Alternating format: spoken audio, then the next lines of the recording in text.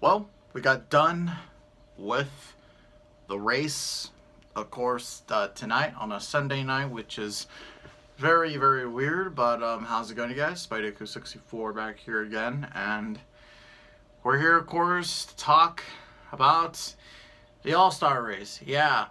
Now, I was debating on whether or not I should make this video, considering that, well, number one, people are probably maybe waiting for me to already put out the next Spideyku Cup race.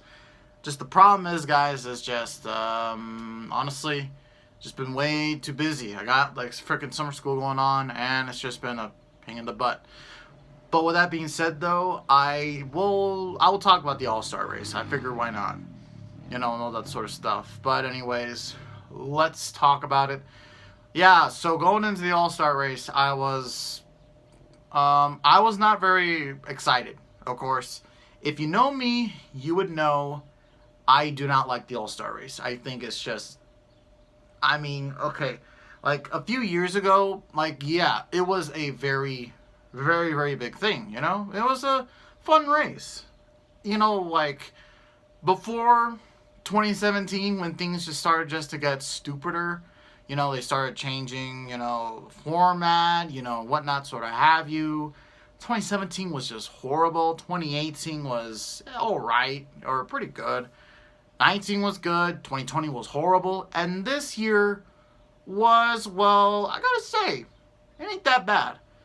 For the track they're racing on, which is Texas Motor Speedway, you know, for it, it was actually, like I said, it's actually kind of good. It was actually kind of good. You know, and all that sort of stuff.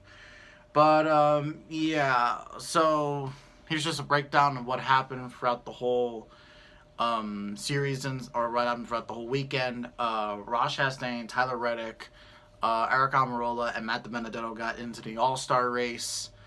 And basically, you know, what then happened from there was, well, you know what? I guys gotta say this. For the racing, for the actual racing itself, it wasn't half bad. You know, I feel like one of the things that really saved this race was from, I don't know, mediocrity, was that there were stages. Of course, like 6 stages. Yeah, 6 stages, which is just ridiculous. Just ridiculous. Remember whatever happened to, you know, just 3 stages, you know, and like the final stage would be like a 10-lap shootout or something like that. Y'all remember that? Or, you know, I'm remembering something though that's way too simple. It's something that is just way, way too simple, and something that NASCAR would never, ever do. But, I mean, we're stuck here now, I guess. But anyways, as I said before, though, you know, with those stages, you know, with the, like, stages just being short and whatnot, sort of have you, it really did save the racing, and there was just intense battles throughout the field and all that sort of stuff. And like I said, it wasn't bad. It just wasn't bad. I guess what I really sort of wanted to talk about was just, I don't know. This is something that happened, of course, last week, of course, with Sonoma. And to be quite honest, I feel like a lot of people, as myself, are very, very glad this is the final broadcast for NASCAR on Fox. Yeah, as I said before, NASCAR on Fox's coverage has not been great. It hasn't been loved by all the fans. And a lot of people are excited for NBC to finally come around and finally show what they got. And, you know, and I don't know, I just gotta say this. The opening, the pace laps where, I'm forgetting his name, I don't know, the guy who sings I Can't Drive 55, I gotta say, that was awesome, okay? I'm sorry. Probably the people who've been complaining are just people who just don't understand rock music, or who just don't like that type of music. Like, if you just, I don't know, like honestly, to be honest, that was awesome. Texas Motor Speedway, I have to give them this. They do know how to put on very cool pre-race show, you know, whatnot, sort of have you, or something to make it very dramatic. I mean, hey, I loved it. I loved it. I love the guy who Sam, I don't know, I'm forgetting his name, like I said before, the last name at least, but damn, dude, yeah, that was awesome. I don't really care what anyone else says.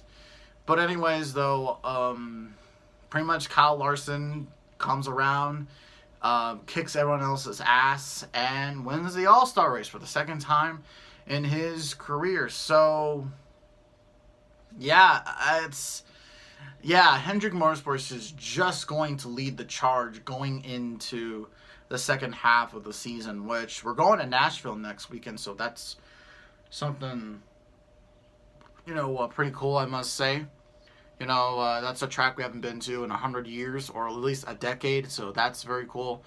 But, so as for the final race on Fox, I'm glad these guys are gone, to be quite honest. And I've been hearing rumors also, too, that Jeff Gordon might be stepping down from the booth, and that honestly might be for the best, considering that he kind of sucks, honestly, and all that sort of stuff. He's a good race car driver, just kind of a bad broadcaster, but, but that's pretty much all I have just to say. I know it's not much considering, that's not really much to say, but anyways, guys, that's all I got. And weirdly, this is on a Sunday night and not a Saturday night. Yeah, it's weird, but but anyways, thank you all so much for watching, and we will see you in the next video. Hopefully it will be a stop motion race. Hopefully.